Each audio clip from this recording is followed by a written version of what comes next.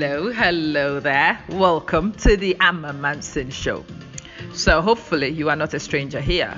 But what goes on here is education, definitely some empowerment. We add humor, information, and just a good vibe generally. It is not just a talk show, it's a live show. We talk about life, we unpick life, we find solutions to the things that stress us in life, and we make progress together. It is the Amma Manson show, and my name is Amma, your girl, your educator, your motivator, and I kick your hind wherever we need to. Enjoy, invite other people to join in, and hopefully you have a wonderful experience on today's show. Let's get straight into things.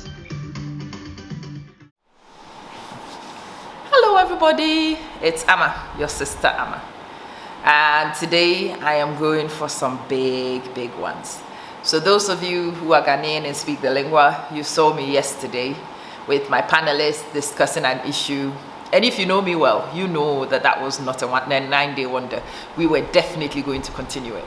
So today I want to start this broadcast with one of the old faithfuls. Forgive my voice because I've got a cold. I will try and do justice to it. This is a song my grandmother sang. This is a song my mother sang. This is a song I'm singing. This is a song my children sing. And that's the end of it for me. That should be the end for me.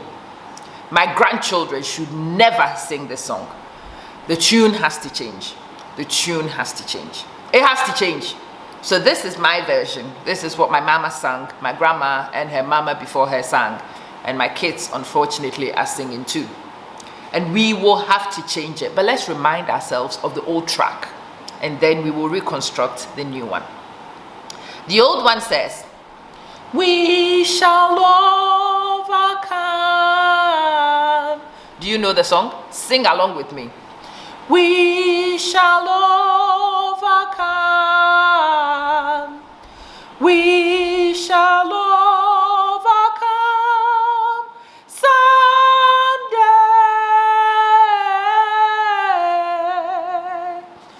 Oh, deep in my heart, I do believe that we shall overcome someday.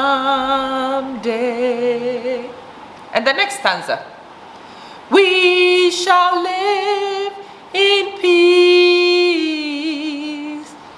We shall live in peace.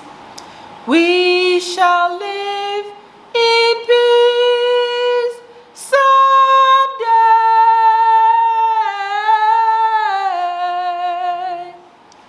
Oh, deep in my heart, I do believe that we shall overcome someday. My grandmama dreamt of someday. It didn't happen in her time. My mama dreamt of someday. It hasn't happened in her time. I was dreaming of someday. It hasn't happened in my time. And my children are still continuing to dream of someday. When will someday come? When will it come? We have to change it.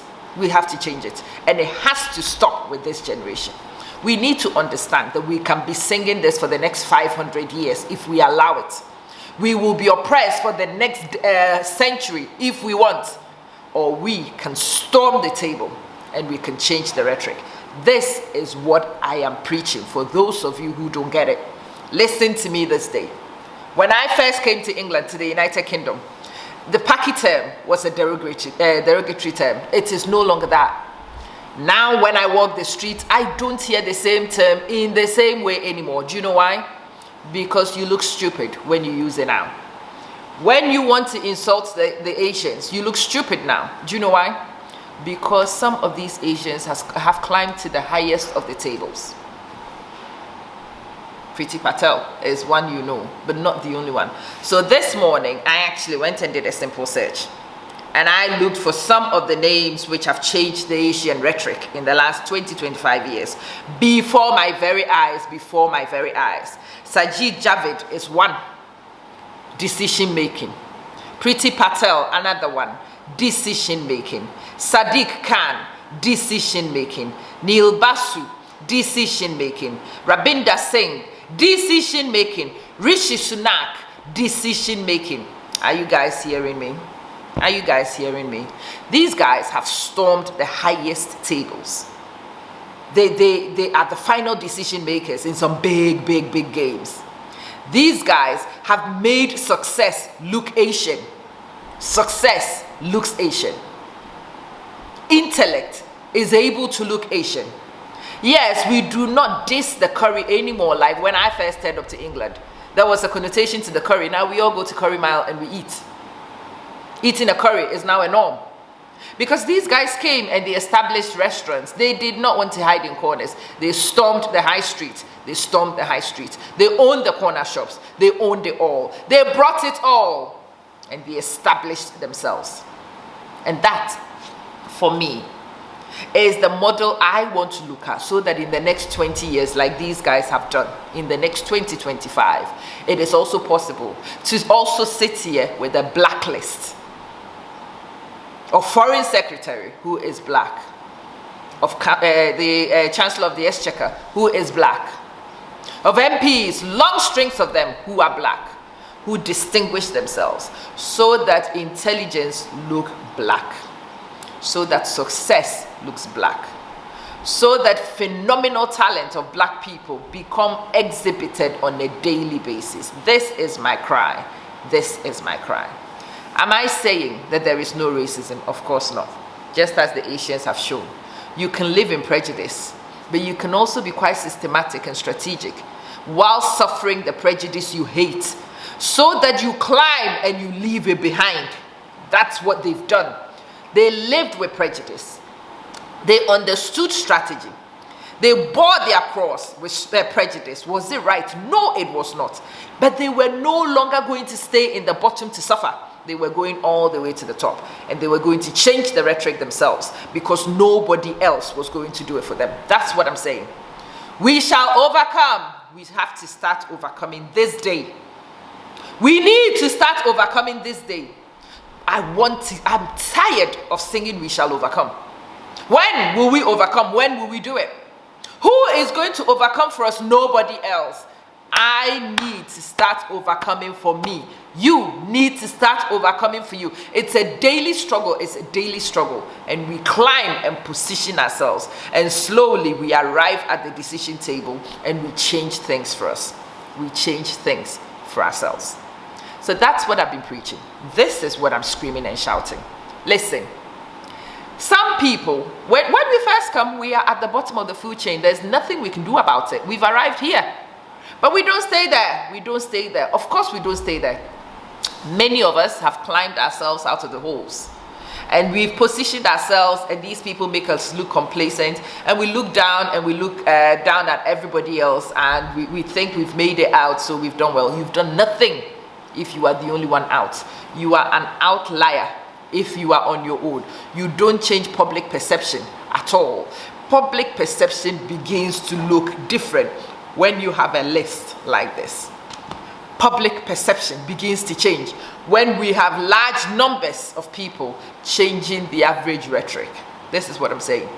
So on this day, what I'm saying to you is that as a parent, you need to sacrifice everything you have to make sure your children are getting everything they are entitled to and what they are not entitled to in the education system, so that your kids rise into top positions in the next 10-15 years. That's your job. This is your mandate to the struggle.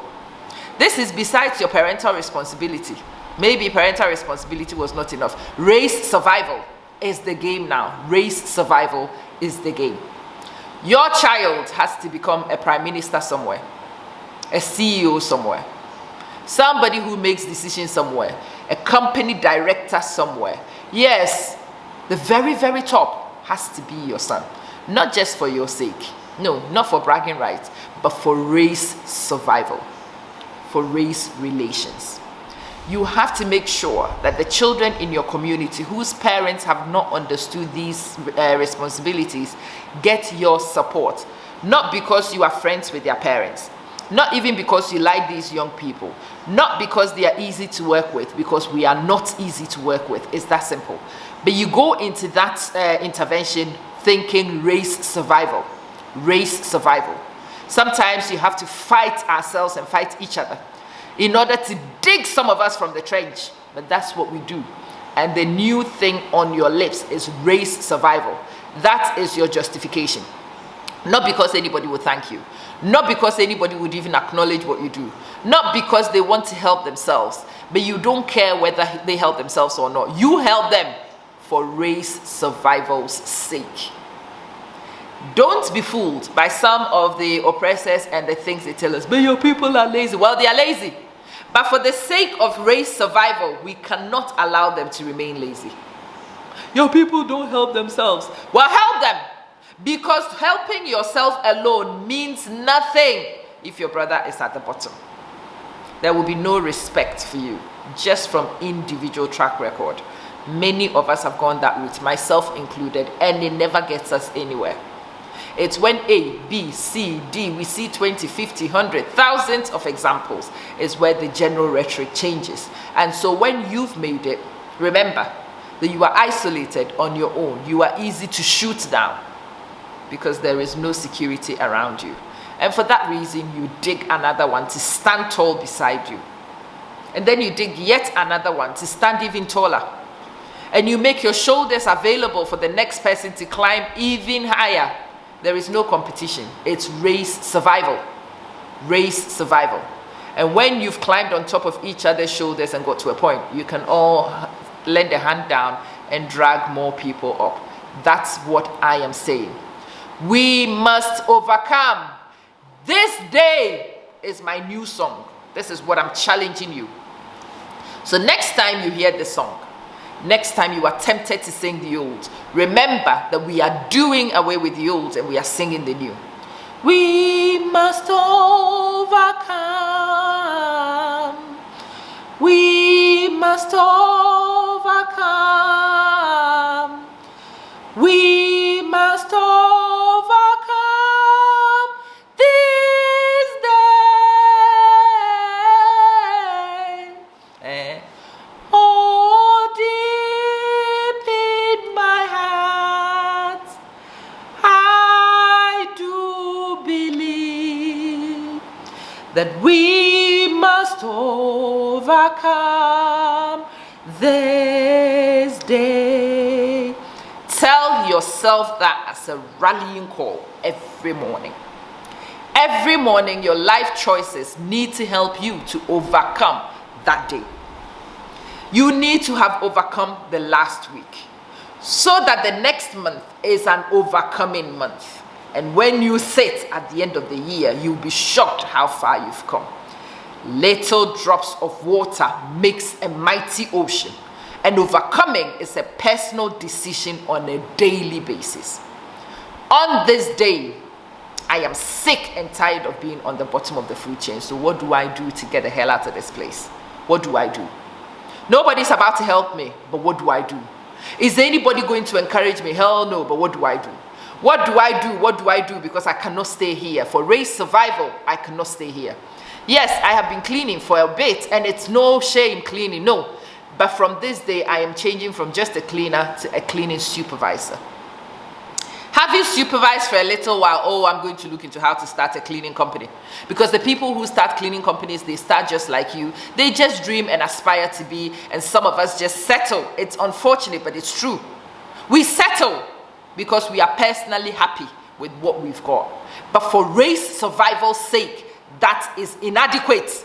That is inadequate. So arise and shine, and I call you to do it for the sake of your race, for the sake of your people, for the continuation, for the survival of your race. You have to aspire to be better than you wanted. Yeah, it's okay for you. You can pay your bills. I get you. I dig you. I feel you. But for the respect your children need to be able to live a more meaningful life, you cannot settle. You cannot settle. Yes, you want to sleep. Yes, you want to buy nice things. Yes, I would like to buy a brand new car. It's a difference between paying my children's school fees and buying a new car in August. And right now, for the sake of race survival, my car is going to stay. My car is going to stay. I need a new phone. I need a new phone. But yeah, I look at the phones. I've taken 2 weeks to ponder. I've not even chosen. Because I need to choose strategically and wisely. I need to delay some of the self-gratification because I want to pay forward a better opportunity for my kids. It's for race survival, not just for my children. Not just for my children. My children have to succeed, even if they don't want to. My children have to position themselves higher than me. Even if I have to scratch their eyeballs to get them there, they will get there. I have to push them. I have to push them because I cannot confine my grandchildren to the same existence that myself and my children are living. My grandchildren have to get better. So even when their parents don't want to do it, I am doing it for the sake of my grandchildren, and so I fight. We have to start finding these bigger pictures. We need to start finding the long-term goal. We need to make sure that overcoming is not a dream. We have been dreaming. I have a dream. No, we changed that one too. I have a plan. Yes. We've been dreaming. It was no problem dreaming, but the dreaming should have turned into planning. So when you think I have a dream, I want to challenge you to add the second stanza right now, which is I have a plan. A plan to change, a plan to save, a plan to rewrite our history, a plan to force respect, a plan to let other people, whether they like it or not, to see competence when they see black, to see efficacy when they see black, to see somebody who does what they say when they are black. Respect has to look black very soon. Yeah. Charity, if we need it today, should definitely not be the plan for tomorrow. So any black person who is sitting on anything which looks charitable, I'm daring you this day to look at today and tell yourself that you are going to draw a line underneath it. Again, not for your sake, but for the sake of posterity, for race survival.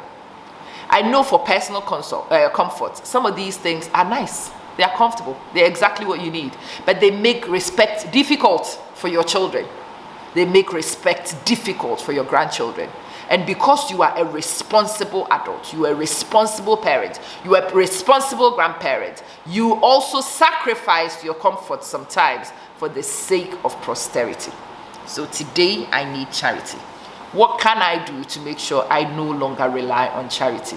What can I do so that I can become charitable to other people? We need to move ourselves from being on the receiving end of charity to beginning to give charity to other people, so that we are no longer the poster people for all charitable initiatives. That's one of the reasons why our respect is difficult.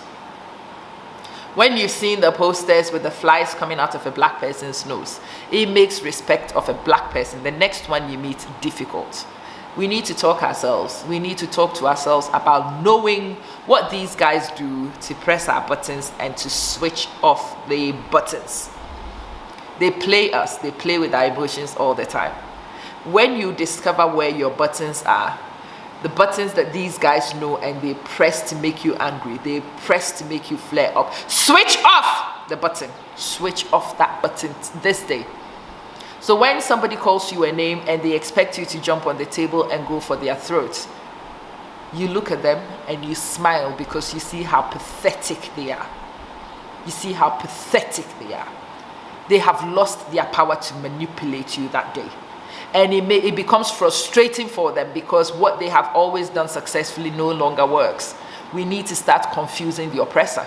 We need to start confusing the oppressor. We need to stop playing by the rhetoric. We've done that. It's a broken record. Enough! Enough. Enough. Let's move on. Let's move on. We are not the only angry people. We have been done wrong. We have been done wrong. There is not going to be adequate retribution. So we cannot sit and wait. We have to learn to move past that, so that he who expects you to stay and seek retribution suddenly doesn't see you, because you are storming ahead, forging ahead, doing better for yourself, not just for your own sake, but for the sake of race survival. Repeat after me. The changing of the rhetoric is for the survival of our race. It's not because we want to, it's not just for aspiration's sake, no. It is not just because we want to rub shoulders. Well, we do want to rub shoulders, because we should rub shoulders, really. In my book, a lot of us should even be higher from a sake of competence, but it's difficult for other people to see it because of the melanin we pop. Anyway, we should make it very difficult for anybody to be able to stand anywhere and point fingers and say black people are lazy, because they should never see one of us who will fit that rhetoric. They should never say that we are just entitled. They should not see one of us who fits that stereotype anymore. So that when somebody sits on television and says black people are lazy, you should simply ask, give me one example, and that person should not find one. And if they don't find one, can you imagine how stupid they will look when they cannot give you an example? At the moment, they can cite many examples. And so it makes other people bolder. It makes other people believe it even more. Yes, we have shot ourselves in the foot. We have shot ourselves in the foot. They haven't helped us, don't get me wrong, but we have also not helped ourselves enough. We have helped ourselves individually and in small groups, but we need to do more to dig every single one of us out of the trench, so that the general rhetoric also changes. This is what I'm preaching. I hope this is coherent. We shall overcome starting from this day. We must overcome starting from this day. We should have overcome some things by tomorrow, so that by the end of the year, we have overcome an awful lot. So that in 20 years' time, I can sit with my children, type in Google and find out impactful black people, and I should see a list even more respectable than the one I've just seen for the Asians. I have no problems with the Asians. I respect what they have done. I want to mimic what they have done, and I want to even add our own strategy to do much better. Is that asking for too much? Well, if it is, then I'm asking for it anyway. Give me too much, because you are very capable of giving me that too much. Do it for me. Do it for you. Do it for your grandchildren, so that they don't live the life you live. They are not confined to fighting the way you do. I don't want our children to petition anymore. I want our children in the cabinet so they can change it themselves. They don't need to protest, because they can fix it themselves. They can make phone calls to each other, and they can go to cabinet meetings, and 6 of them will raise their hands and push an agenda, because there are 6 in the cabinet who are from our community. Fancy that. That's when we become powerful. That's when we become impactful. And that is the ultimate strategy. Have that picture in your mind. Half of the cabinet, black. Half of the cabinet, black. Target in 20 years. Half of the British cabinet, black. The American Congress, black. More black people in leadership positions, more than 50% of them. Then we would have made progress. There will be no need to protest, no need to take that risk. We just need to make phone calls to our representatives, and change will happen, because our people will make sure it does happen. That's the dream. My name is Amma. I'm a Manson, and I think on this one, I do pray that you finally get where I'm going with this discussion. We will continue it anyway. Let me know your feedback. Let me know your thoughts. But we must overcome. You must overcome today. I am off to go and attempt my overcome strategy, and we will meet again very soon. See ya.